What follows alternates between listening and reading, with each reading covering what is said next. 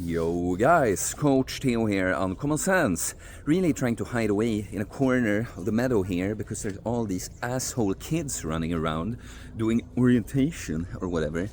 Don't they know this forest is my personal recording studio? There's like zero respect for an old man and his work. But anyway, today I wanted to talk to you guys about, I guess, secure versus insecure people. And just also how to become less insecure, or more secure, if you will. But the main difference between the insecure and secure person is that the secure person has insecurities as well. They just admit and own their insecurities. While the insecure person is going to be in denial, maybe even to themselves about the insecurity, but they're just not going to admit it. They're going to pretend as if they're not insecure.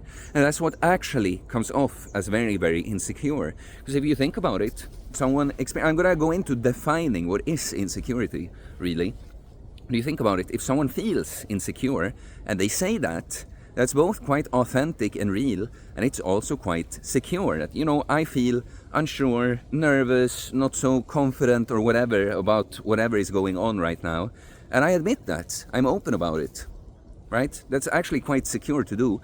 While the person that obviously has a problem with something but cannot admit it and they go into the actual insecure behaviors when it comes off as like, okay, this person really has a problem. While you probably even quite respect someone telling you that, this right now, that's tough for me, this is difficult, this is making me nervous, So, well, to become less insecure, you really have to go against your insecurity, and actually be open, vulnerable about it. Being open about it is the main thing. I think about these things so much, right? And I became so much more of a secure individual instantly after going through that panic attack experience 6 years ago, because I gained so much like just belief and self-esteem and confidence in myself from being able to do that. But I've had to discover that our different traumas and problems, insecurities, they run deep. There are like layers to them, and so you have to, just because you got a lot better at something doesn't mean that it completely went away, or something that seemingly completely went away. When you get presented with a right or wrong situation, depending on how you look at it, it might turn out that it didn't go away, in fact. So let me tell you this, for instance, on this channel, I started a channel and I had 2 years when I was pretty much just feeling great. And I thought naively a little bit that, of course I'll go through struggle in my life again, but, some things that my old self had to feel, that's never going to happen again, and it's sort of a message. I wanted to bring this message of how you can change your life to people, but also kind of like, there is like a permanent change you can do. And I still believe in that. The permanent change is just a bit different than what I thought. It's not that, you just feel good forever. You never feel anxious or depressed or whatever again, So when I fell into the darkness again for the first time after changing my life and doing this YouTube channel and that, it was extremely difficult for me to talk openly, well, both in my content, but in my life, about the fact that I'm really going through hell again, because I felt like I would be letting so many people down, I guess I probably felt insecure too, that people are now not going to believe that the things I did actually worked, and it was all just a temporary thing, that I caught up in something. But also this, that people expect me to be a hero. I'm the one that's supposed to not be feeling like this anymore, not having to deal with this. I'm supposed to be that light for the people in the darkness. And so I'm letting you all down if I show this, and I feel this like I have to just hide it. And I ended up, during those times, I uploaded always less videos and stuff. I also ended up going into this extremely just serious mode about things, because that was like the only way I found where I could talk about something that was still a video that was useful or something, but I'm not truly expressing myself completely authentically. It's like what comes out, the facts of it is authentic, but the way I express myself is not.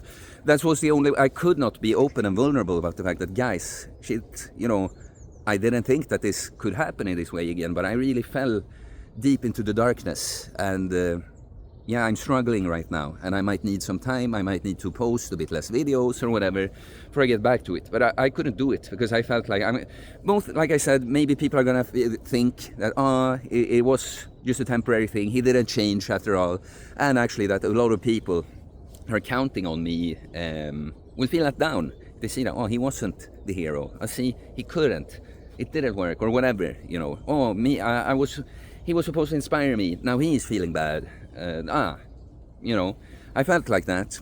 What I realized since, like multiple things, it's like, well, first of all, people that do struggle and kind of you as your hero, your role model, the example they want to follow to change their life, I've realized since, because I always could open up after, when I felt good again, you know, because now it feels like, oh, I'm the way I'm supposed to be now. I can talk about that thing that went on back then, you know, that's a different thing. But what I realized through going some rounds in this, again, not just here on YouTube, but in my life too, is that, well, it's actually helpful for people to see that some, you know, because that you can make, I realize that now that people can think that who the fuck is this guy? Like unbreakable, never hurts, never has an issue, you know. But the thing is that you're supposed to be mostly that, but to show that human side, I say, you know, I still go through a tough time, so it's okay that you do too, you know, because that's what I realize. A lot of people would think that this guy seems to be some fucking superhero, that you're unbreakable. I'm not that, so I don't think I can do it like you. I realize that it's actually inspirational to share that part as well, right? But yeah, so I think this year I've done quite well, both in life and on my YouTube channel, to express when I'm just dealing with some difficult things, or I'm not feeling my best, or whatever, you know. And so you see that it is actively seeing that, okay, it was never the right thing to do, to try and just pretend that, oh, I'm actually doing fine, you know. It doesn't just make it easy, but then when you realize, when you see the pattern, that's when I say sometimes insecure people are even in denial to themselves. So how are you going to admit something that you like are kind of blind to already? But when you see it, like I say, it doesn't just become easy to change it, but now you can. That's what you have to do to become more secure, less insecure, to be completely open, own completely that, you know what, I'm not confident in this. I don't like myself in this. This thing can make me very nervous. I don't feel like I'm good at this. Whatever it is, you know, it has to get out in the open. I can give another example of my cousin that I mentioned here and there, that you might see more of soon. But she has this stutter that it's both a, you know, physical thing, but it has given her a lot of emotional trauma and lots of insecurities. Oh, how will I come off with this? Oh, I'll make everyone uncomfortable when I stutter, etc., etc., right? And she has just worked a lot with it. She still feels insecure, can get triggered, nervous, overwhelmed, and start stuttering a lot at certain moments, right? But she completely owns it now. She's like open with it. What situations, what words, what's tough for her. And then, you know, that's what I mean, that when someone is in denial of their insecurity and don't even talk about it and just act in an obviously like insecure way, that's when it comes off as actually like something you don't like, don't kind of feel like this is just uncomfortable, this is just not nice, you know. While when someone has some insecure behavior, but they also like, I feel nervous now, and I become like this when I'm nervous or whatever. Now suddenly you look at it as something, it's more like someone having pain or something. You don't look at it as that they're acting fucking annoying or weird or something. Because when it's out there, it's like, well, that makes complete sense. I can see why they're nervous now or whatever it is, you know. So yeah, I guess, let me pause a bit. Well, I guess I gave some examples, but I just wanted to define insecurity a little bit, because I've been thinking about it lately. Just when I interact with people, and, you know, it has occurred to me that a secure person versus an insecure person, there are also people that, like, don't have any obvious major insecurities, but that doesn't make them, like, better or like people. There are people that have some quite strong insecurities, but overall are like a much better, kinder, capable person, you know. That's kind of what made me think about it. It's like, it's not necessarily just like, oh, insecure, bad, secure, good. And I thought about it, that insecure, sometimes it literally kind of just means like unsure, not used to. Like someone could generally be a very secure person, but put them in the, again, right or wrong situation, depending on how you look at it. Give them something they've never done, put some pressure on them, and being observed by people and that. Yeah, you're going to make anyone be able to feel unsure, like, I don't know what's going on. I probably look strange trying to, am I ruining this now? Like, just make someone insecure like that. It doesn't mean that they are overall not a secure person, or that there's like anything wrong with you. You can feel unsure and insecure, and I guess it's so much human beings, social media, that we just front, we just display so many things instead of just being authentically, you know. I guess that's what I want to talk about. That I find it so much lately. I find that that's what people like about me, make them interested and vibe with me, and what makes me interested and vibe with people. People that are just fucking real. They don't have to be this like huge superhero, be so great and amazing at absolutely everything, so accomplished in that kind of way, you know. It's just like, just be fucking real, you know. So let's talk about real things. Like, you know, someone that is like, I mean, in average physical shape, works some kind of regular job, that there's nothing like that sticks out that, wow, this is such an impressive individual like that. They still impress the hell out of me if I just talk to them and notice like they're completely open, they're sharing struggles with me, they're letting themselves be hurting or not so good, insecure with things, but they're just open with it. That's like what's interesting. Like it's strange. How do we humans fall into these like traps of thinking like, I have to come off perfect all the time? Or if I say this, if I wear this, if I wear this brand, if I work in this place, if I'm associated with this, well then people will like me or something. It's like, nah, we all like real connection, true things. It's like actually when people express things that are difficult and stronger for them, that's when you go, yeah, shit, I can relate to that. That exact same thing, or oh, that makes me think of this thing, and you can share things like that, you know. So, yeah, just thinking about that. Insecure. Like, I get a bit, like, I have insecurity still, even though I would view myself as overall a very secure person. Like, I can definitely feel insecure that I'm too much sometimes, that I will be misunderstood because I can be like a little rough around the edges with how I express myself and stuff, and you know, that I'll upset people, or like that I'm too much for them and they can't handle me, and it's like, oh, that is on me, I'm too much, like that, for instance, you know. And I know that about certain things that I have like trauma about, you know, I'm sensitive. I could have like, you know, jump at the person saying something a little bit too much, maybe assume that they're coming at me a little bit more than they do, you know.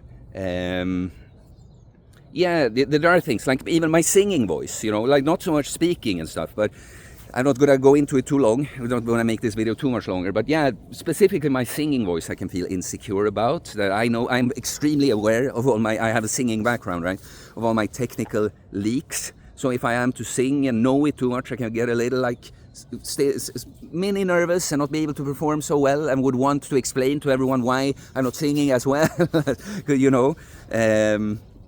Yeah. No, I guess, I don't know, guys. I don't know. But the last thing I wanted to say also is that some things that people would see as like, oh, insecure or a trigger or whatever, it's not really, you know. Because, for instance, I just think, because it's a thing here on social media, it's so often someone comes and says something like, insensitive, stupid, something based on assumptions, or just something that is like critical of you, in just, obviously it's not a constructive way at all.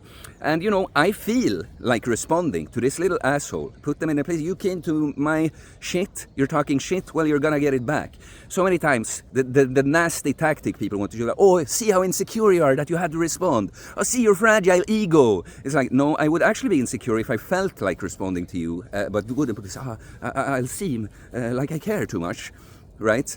That would be the insecure thing. It's not insecure for me to be like, oh, you're an asshole coming at me, and I fucking kick you away from me. That's a secure thing to do. Okay, so I guess I'll end this video here, guys. Just little philosophy, secure versus insecure. And you're never completely secure, that's the thing, that's the point. So you might as well just completely own and embrace that you are insecure.